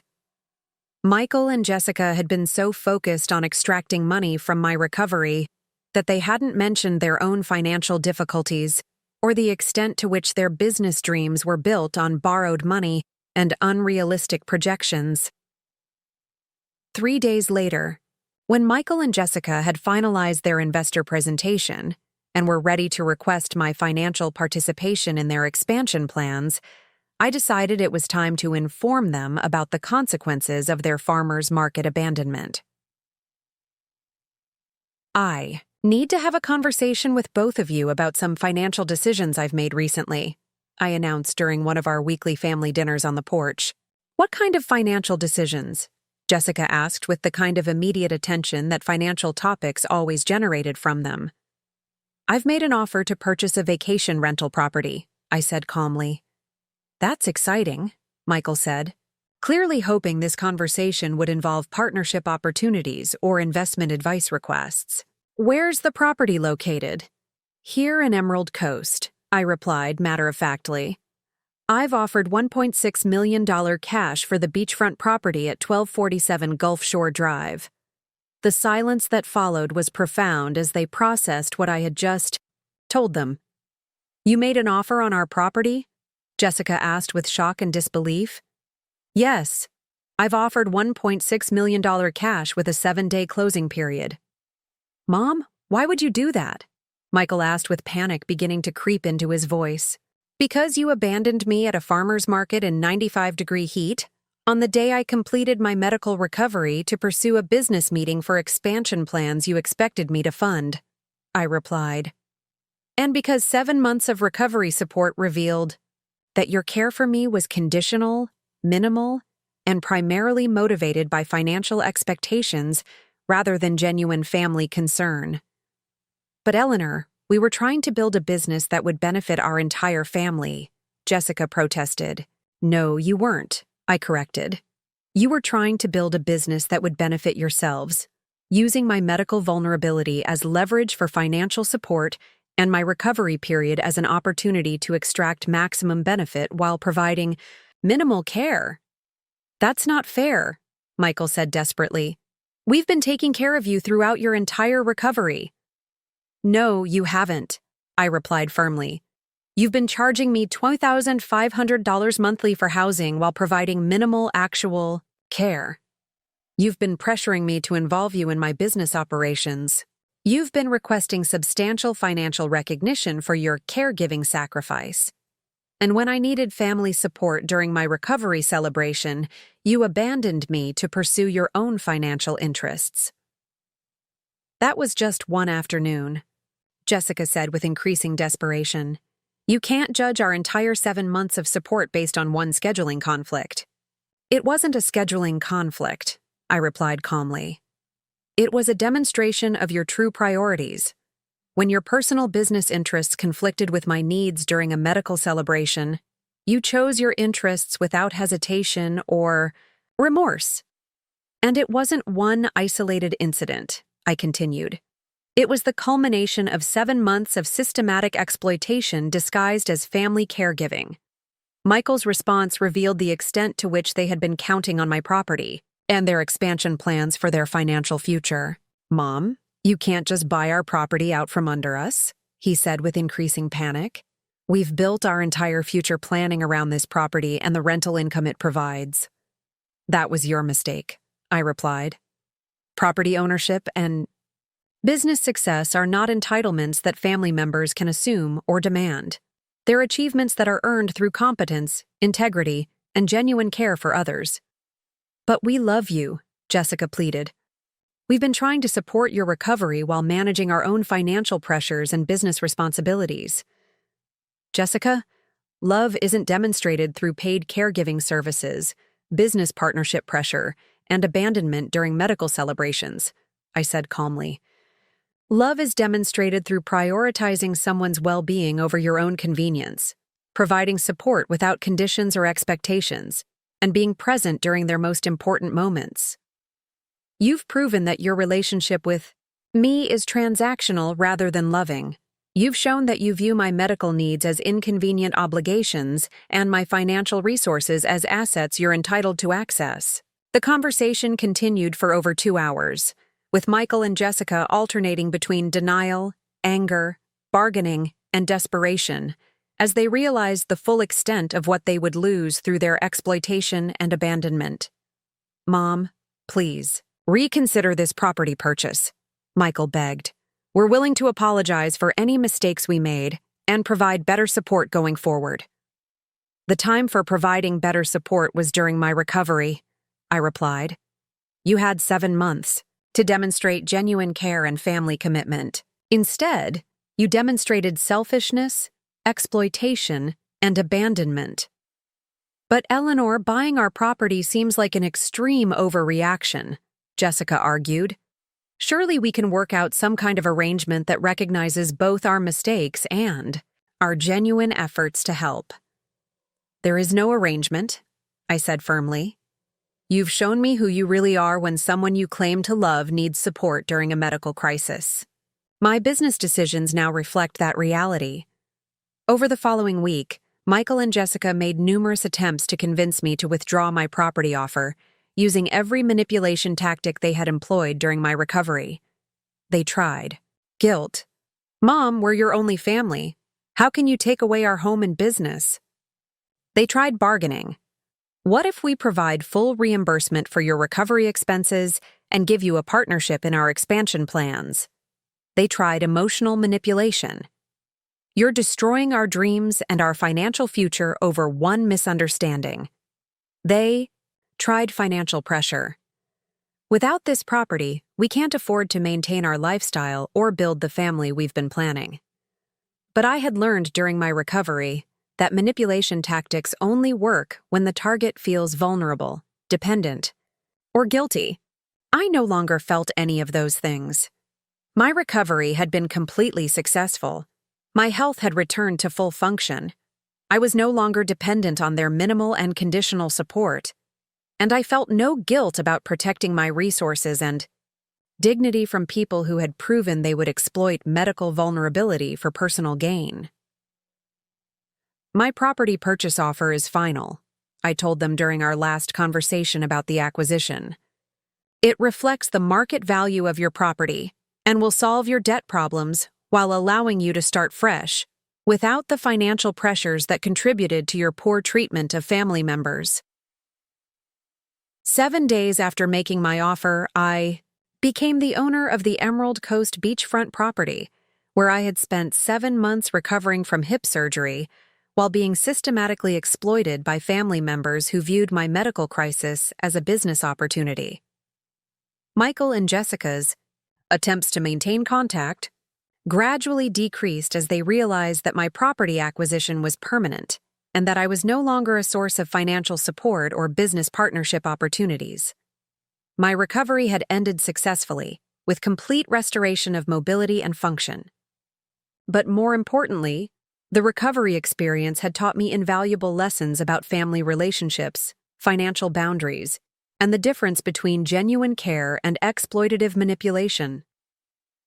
The vacation rental property became a flagship asset in my portfolio, generating $285,000 annually in rental income while appreciating rapidly in one of Florida's most desirable beachfront markets. My property management team transformed it into a luxury retreat that consistently commanded premium rates and maintained 95% occupancy throughout the year. 6 months after the property acquisition, I learned through mutual acquaintances that Michael and Jessica's marriage was experiencing significant stress as they blamed each other for the decisions that had cost them their vacation rental property and rental income. I heard from Jennifer Martinez that Michael and Jessica are having serious financial problems, my friend Susan mentioned during one of our monthly phone calls. Apparently, they're arguing constantly about money and about whose fault it was that you bought their property. "That's unfortunate," I replied, though I felt no responsibility for the consequences of their choices. Financial stress often reveals underlying character issues that were previously hidden or managed. Jennifer said Jessica blames Michael for being too aggressive about asking for business partnerships, and Michael blames Jessica for not providing better recovery care that would have kept you grateful and generous. The fact that they were blaming each other rather than taking responsibility for their joint exploitation revealed that neither of them understood the fundamental problem with their approach to my recovery. They were still focused on strategy and tactics rather than recognizing that their entire mindset had been selfish and manipulative. 2 years have passed since that scorching October afternoon when Michael and Jessica abandoned me at the farmer's market, and the ripple effects of their decision continue to provide both satisfaction and valuable life lessons that I want to share with everyone watching this story. The most immediate consequence was watching Michael and Jessica's carefully constructed lifestyle crumble when they realized the full extent of what their farmer's market abandonment had cost them. The vacation rental property they had been so eager to expand, the one they prioritized over my recovery celebration, remained permanently out of reach once they understood that my $1.6 million cash purchase was non-negotiable. "Eleanor, we need to talk about our living situation," Michael called me 6 weeks after the property sale closed, his voice carrying a desperation I had never heard before. "We're having trouble finding alternative housing that we can afford without the rental income from the Emerald Coast property. I'm sure you'll figure out a solution that fits your actual budget," I replied calmly. Many families find happiness in homes that match their real financial capabilities. "But we built our entire financial planning around that property," Jessica added, having picked up the extension phone. "Without the rental income, we can't maintain our current lifestyle or pursue the business expansion we had planned." The irony was perfect. The rental income they had lost by abandoning me was exactly what they had been counting on to fund the expansion plans they had abandoned me to pursue. "Perhaps you should consider careers that don't depend on exploiting family members during medical recovery," I suggested. "The vacation rental industry rewards genuine hospitality, not conditional caregiving." 6 months after losing their property, I learned through mutual acquaintances that their marriage was experiencing severe strain, as they blamed each other for the decisions that had cost them their primary source of wealth and future security.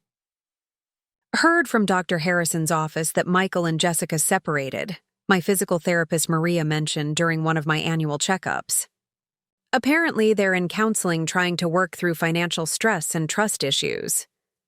That's unfortunate, I replied, though I felt no responsibility for the consequences of their choices. Crisis often reveals whether relationships are built on genuine partnership or mutual exploitation. The fact that they were turning on each other rather than accepting responsibility for their joint betrayal revealed that neither had learned the fundamental lesson about putting family before personal gain. A year after my property acquisition, the success of their former vacation rental under professional management became a constant reminder of what competent hospitality actually looks like. Eleanor, your Emerald Coast property just received its 15th five-star review this month, David Rodriguez reported during our quarterly business call. Guests consistently mention the seamless check-in process, luxury amenities, and responsive management that makes their vacation exceptional. What's the occupancy rate looking like for next year? I asked. We're already at 87% occupancy for next summer, with bookings coming in at an average of $420 per night, he replied. That's 23% higher than what the previous owners were achieving. Watching the property thrive under management that prioritized guest experience over personal convenience provided more satisfaction than any family relationship based on exploitation ever could have. The most meaningful outcome has been the financial freedom that comes from having business arrangements that reflect competence and integrity rather than family manipulation. My vacation rental portfolio now generates over $680,000 annually across 18 properties, with the Emerald Coast flagship leading performance in every category. More importantly, every property is managed by people who understand that hospitality means putting guests' needs first, not abandoning them when inconvenient. You seem genuinely happier now than during your recovery period, my friend Susan observed during a recent visit. It's like removing the stress of dysfunctional family relationships allowed your natural energy to return. Exactly, I agreed. Good health is wonderful, but having business relationships built on mutual respect rather than exploitation is equally important for peace of mind. 18 months after the property acquisition, I received one final attempt at manipulation that confirmed I had made the right decision. Michael and Jessica sent a certified letter requesting a family legacy meeting, where we could restore relationships and discuss arrangements that would honor our shared family history. The letter was carefully crafted to sound like genuine reconciliation, while actually requesting that I sell their former property back to them at a family discount price. We understand that we made mistakes during your recovery, they wrote, but family relationships should be more important than business disputes. We hope you'll consider arrangements that allow us to rebuild our lives and restore the family harmony that medical stress unfortunately damaged. I showed the letter to my attorney, who smiled and shook his head. Eleanor, they're still trying to frame their exploitation as medical stress, rather than acknowledging their deliberate choices, he observed. Some people never learn the difference between consequences and punishment. I didn't respond to their letter. Actions during vulnerability reveal character, and their actions had revealed everything I needed to know about their priorities and values. The final lesson I want to share is about the power of financial independence as protection against family exploitation. When you have resources and expertise, you don't have to accept abandonment, conditional love, or transactional relationships from people who claim to care about you. You can make decisions that reflect your actual worth, rather than their manipulative expectations. My hip replacement recovery was completely successful, with full restoration of mobility and function. But more importantly, it provided invaluable education about the difference between genuine family support and opportunistic exploitation. Michael and Jessica's 2-hour abandonment at a farmer's market cost them $1.8 million in property value, plus hundreds of thousands in annual rental income. It also cost them access to the family business expertise and financial resources they had been counting on for their future security. The luxury beachfront property that now generates premium rental income for my portfolio provides genuine value to guests who appreciate excellent service without exploitation, abandonment, or conditional hospitality. Sometimes the hottest betrayal leads to the coolest business success and the most expensive education about the cost of abandoning family members during their moments of celebration and vulnerability. If this story has inspired you to examine your own family relationships and financial boundaries, make sure you're subscribed for more stories about choosing yourself when others won't choose you.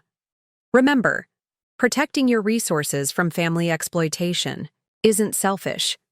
It's smart planning that ensures your assets benefit people who actually deserve them through their actions, not their promises. Trust me when I tell you that sometimes the most loving thing you can do is allow people to experience the full financial consequences of their abandonment and manipulation. What would you have done if your family abandoned you during your recovery celebration? Have you ever had to use your financial resources to hold family members accountable for their treatment of you? Share your thoughts in the comments below and let me know where you're watching from. Your stories help other viewers realize they're not alone in dealing with family financial manipulation. Sometimes the coldest abandonment at a farmer's market leads to the warmest satisfaction of owning beachfront property, and the clearest understanding that real family support doesn't come with conditions, charges, or convenient scheduling. The property deed I signed that October wasn't revenge. It was education about respecting people during their most vulnerable moments. And judging by the continued success of that property under competent management, it was also a pretty good investment decision. Never forget, genuine hospitality means being there when people need you most, not abandoning them when it becomes inconvenient. That's a lesson worth $1.8 million and one that Michael and Jessica will remember for the rest of their lives. Up next, you've got 2 more standout stories right on your screen. If this one hit the mark, you won't want to pass these up. Just click and check them out. And don't forget to subscribe and turn on the notification bell so you don't miss any upload from us.